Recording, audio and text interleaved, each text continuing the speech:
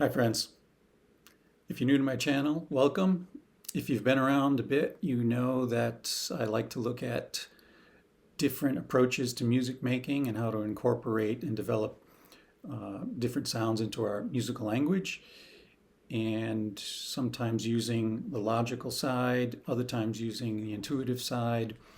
I've done a fair amount of videos recently that are looking at the logical side, and I thought I'd counterbalance that a bit today, looking more at the intuitive side.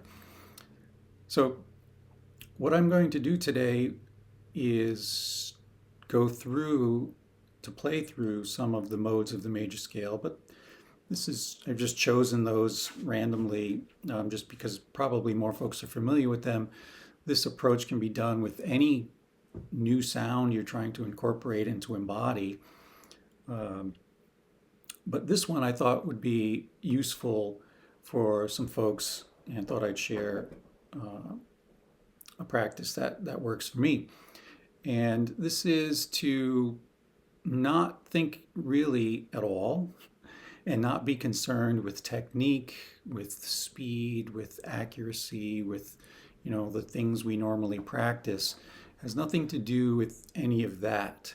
It has to do with sound and embodying a sound and being able to express that sound. So if we think of a mode or really any scale, it's not just a collection of notes, right? It's a color, it's a flavor, it's a texture, it's much more than just a series of notes. So we want to try to express that quality, that depth of character. And what I'm proposing today is to go through the modes of the major scale in a very particular order, in an order where the intervals are close together, slowly moving apart until they're the furthest apart. And if you're not familiar with this, you might want to check out a previous video I created about the modes, which I'll link here, and has them in the opposite order of what we're going to do today. But basically, I'm going to start with the Locrian mode, which has the tightest intervals, right?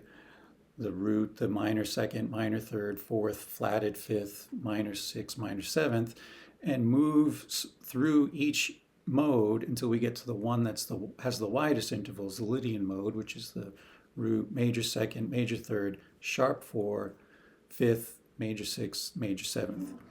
So I'm going to list them. I'll create a document and overlay it here so you can see the order that I'm going to go through. But you can do this on your own time and however way you want. But again, the intention here is not to think so much. It's to simply try to embody with our ears the quality of the sound. So you could do this very simply by staying on a single string, moving up and down, or in one position in a single octave, or ultimately explore the entire fingerboard, however works for you. The reason I'm putting the modes in this particular order is because that only a single note changes from one to the next. It will have a very subtle lifting feeling from the darkest, quote unquote, darkest mode to the brightest mode, but every change is just a single note, and it adds a completely different character to the mood, to the feel, to the texture. And that's the whole point of this exercise, and I'll highlight that in the document so that you can see what note actually changes.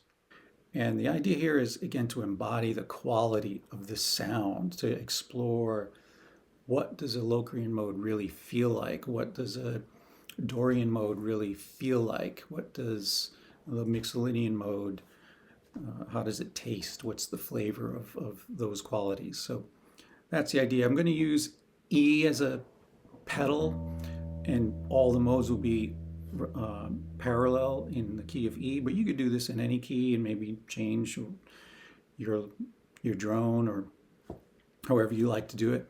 But that's how I'll do it for today, and let's jump in.